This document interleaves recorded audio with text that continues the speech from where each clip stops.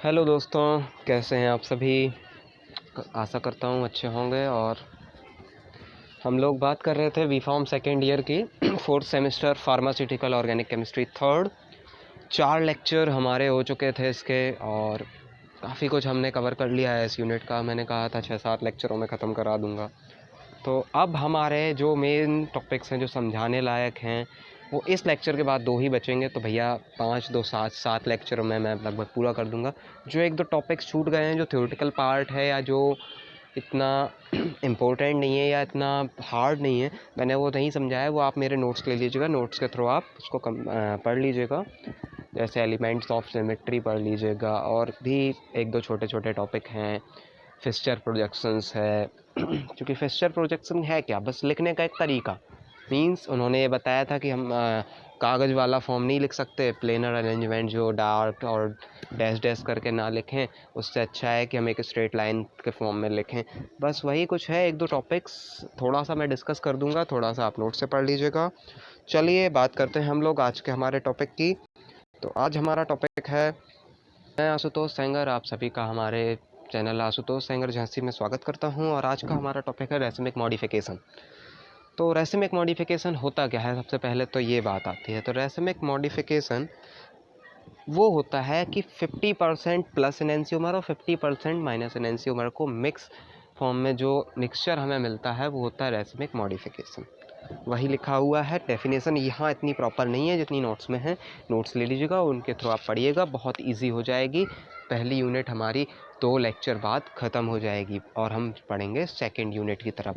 तेज़ी के साथ मैं सिलेबस करा दूंगा। अभी आज AKTU की तरफ से, वैसे भी आप सभी को शायद पता होगा, मैं बताना चाहूँगा कि फ़ाइनल ईयर के जो स्टूडेंट्स हैं उनके एग्ज़ाम 6 to 27 जुलाई एंड आप सभी के जो सेकेंड ईयर के स्टूडेंट हैं, फर्स्ट ईयर के या थर्ड ईयर के, उनके 27 जुलाई से 10 सितंबर के बीच में होंगे। और 13 सितंबर से नया सेशन शुरू किया जाएगा। मींस आप लोग प्रमोट हो जाएंगे 5th सेमेस्टर में। चलिए बात शुरू करते हैं हमारे लेक्चर की, ज़्यादा देर ना करते हुए। तो रेसिमिक मॉडिफिकेशन मैंने आपको बता दिया। अब मैंने एक एग्जांपल लिखा हुआ है लैक्टिक एसिड का। ये एग्जांपल ही मैं ज़्यादातर आपको दिखा रहा हूँ, क्योंकि 1-2 एग्जांपल ऐसे याद करके रखने हैं जो पॉइंट्स पर याद हो, फिंगर पर याद हो। CH3 CHOH COOH ये स्ट्रक्चर मैंने बनाया, उसकी दोनों मिरर इमेजेस 50-50% इक्विवेलेंट फॉर्म में अगर किसी मिक्सचर में अवेलेबल हैं तो वो होगा रेसिमिक मॉडिफिकेशन। ईजिली वे में मैंने आपको बता दिया, बाकी नोट्स में लिखा हुआ है, आप पढ़ लीजिएगा। चलिए अगली बात करते हैं प्रिपरेशन की। प्रिपेयर कैसे किया जाता है। तो by the reaction of a non optically active compound with same elements we find a racemic modification. Preparation जो है उसे रिएक्शन कर लीजिएगा, और वैसे भी इसे फॉलो मत कीजिएगा, ये सिर्फ एक आउटलाइन में बना के लाता हूँ। जो नोट्स हैं वो अलग होते हैं, आप बुक से बनाइएगा या मुझसे लीजिएगा। मुझसे लेना चाहते हैं कमेंट कीजिएगा या मुझसे कॉन्टैक्ट कीजिएगा। देन बात करते हैं प्रिपरेशन में जो रिएक्शन होगी वो कैसे होगी। तो ये हमारा जो है ये मेनली एसिमेट्रिक सिंथेसिस का पार्ट है। उसका वीडियो मैं जल्द ही आप सभी के सामने लेकर आऊँगा। पहले मैं पढ़ाऊँगा DL नोमेनक्लेचर, जिसे हम रिलेटिव नोमेनक्लेचर भी बोलते हैं या रिलेटिव कॉन्फ़िगरेशन भी बोलते हैं। और RS जो था एब्सोल्यूट, वो मैं आपको पढ़ा चुका हूँ। तो आगे बढ़ते हैं नेक्स्ट पे। तो ये जो हमारी रिएक्शन है HVZ रिएक्शन, ये एसिमेट्रिक सिंथेसिस का पार्ट है। तो एसिमेट्रिक सिंथेसिस में आप देखेंगे कि हम लोग एक अनऑप्टिकल एक्टिव, मतलब ऐसा कंपाउंड से जो मतलब एब्सोल्यूट एसिमेट्रिक सिंथेसिस होगी, उसमें एक हम लोग ऐसा कंपाउंड लेंगे जो कि ऑप्टिकल एक्टिव नहीं है, उस पर HVZ रिएक्शन, हेल वोल्हार्ड जेलेंस्की की रिएक्शन कराएंगे। ये एक ब्रोमिनेशन रिएक्शन होती है स्पेशल, जैसे मेडिसिनल में MPB रिडक्शन होता है, उसी फॉर्म में ये दी हुई है। हेल वोल्हार्ड एंड जेलेंस्की ने इस रिएक्शन को दिया हुआ है। इससे सिर्फ अल्फा वाले पोजीशन पर, मींस फंक्शनल ग्रुप क्या है, COOH को हम लोग प्रायोरिटी देंगे, वो फंक्शनल ग्रुप है हमारा। उसके बगल वाले कार्बन अल्फा कार्बन पे होगा ब्रोमिनेशन। बस इसीलिए इसको स्पेशल है HVZ रिएक्शन कर रहे हैं हम लोग। और उसको करने के बाद हमें जो प्रोडक्ट मिलता है दैट इज़ 2 फॉर्म हो सकती हैं, प्लस एनेंशियोमर और माइनस एनेंशियोमर। इसमें दोनों मिलते हैं, हमें 2 पाथवे को फॉलो करती है रिएक्शन, और दोनों मिलते हैं 50-50% अमाउंट में। That is our racemic modification. चलिए आगे बात करते हैं कि इन्हें कैसे रिजॉल्व किया जा सकता है। मेन टॉपिक यही है, थ्योरेटिकल पार्ट है, ईजी है, जल्दी मैं समझा दूंगा बहुत। और अगर थोड़ा ज़्यादा तेज़ हो रहा हो तो मुझे कमेंट कर दीजिएगा, मुझे ऐसा लग रहा है कि मैं ज़्यादा तेज़ बोल रहा हूँ। चलिए बात करते हैं रिजोल्यूशन ऑफ रेसिमिक मॉडिफिकेशन या रेसिमिक मिक्सचर्स की।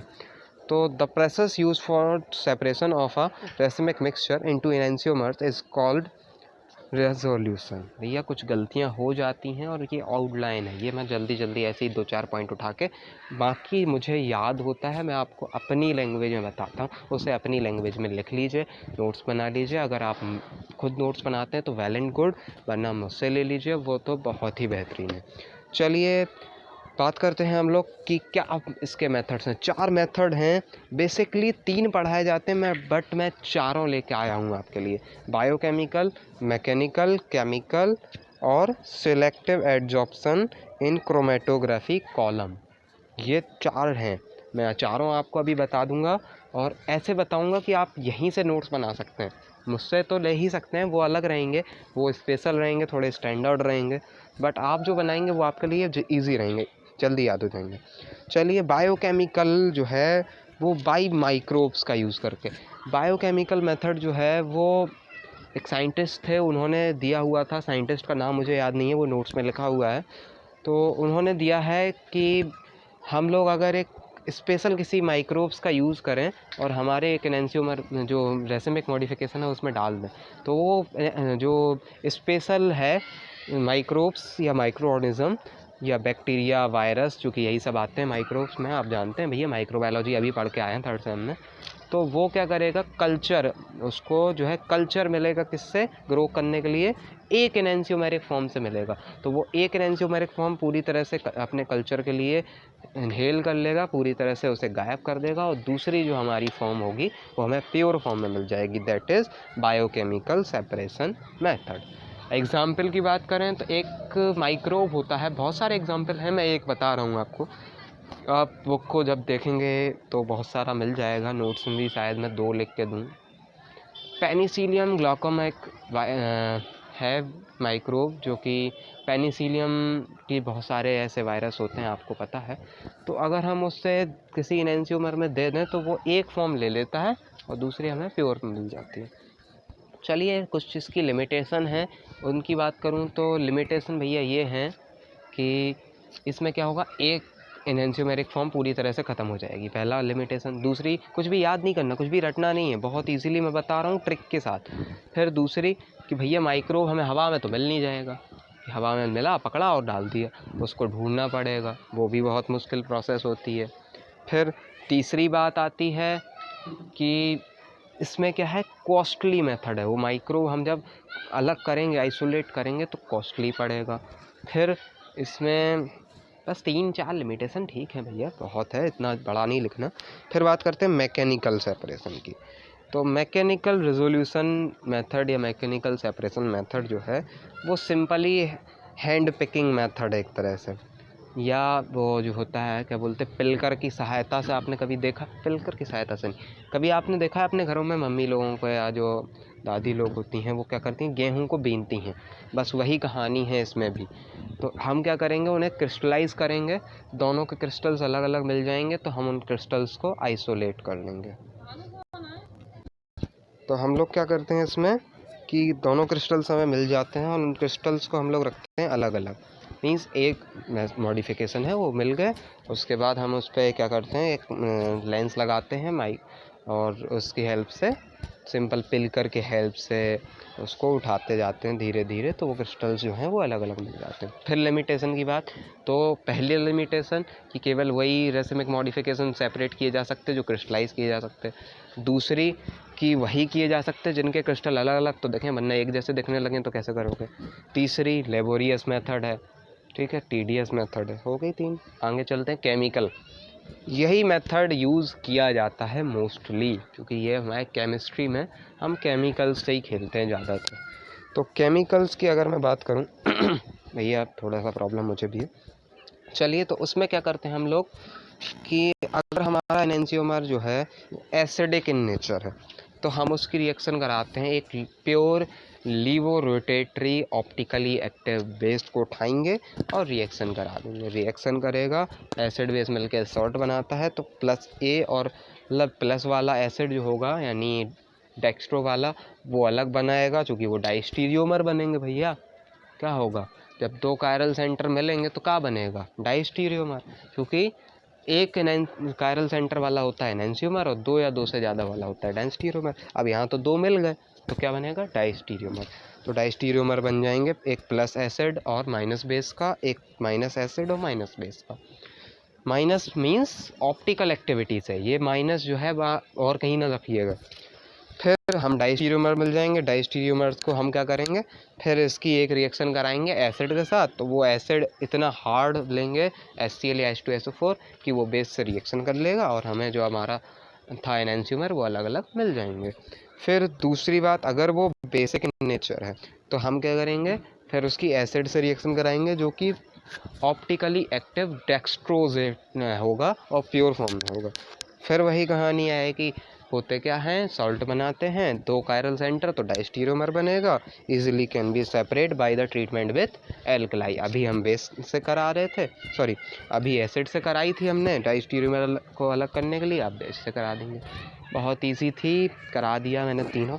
चौथी प्रोसेस सिलेक्टिव एडजॉर्प्शन इन क्रोमेटोग्राफी। सॉरी, ये जो मेथड है ये बहुत इजी लैंग्वेज में मेरे नोट्स में लिखा हुआ है, ये इतना इजी है नहीं, फिर भी मैं बताने की कोशिश करूँगा कि भैया क्या करते हैं हम लोग, एक एनेंशियोमर रेसिमिक मॉडिफिकेशन गिराते हैं और एक एड्जॉर्बेंट लेते हैं। तो वो एड्जॉर्बेंट ऐसा लेते हैं कि वो एक ही एनेंशियोमर को एड्जॉर्ब करे, तो वो एक को एड्जॉर्ब कर लेता है और दूसरा हमें मिल जाता है। बस अलग अलग हो गए, वो एड्जॉर्ब में मिल जाएगा, दूसरा प्योर फॉर्म में मिल जाएगा, मिल गए दोनों।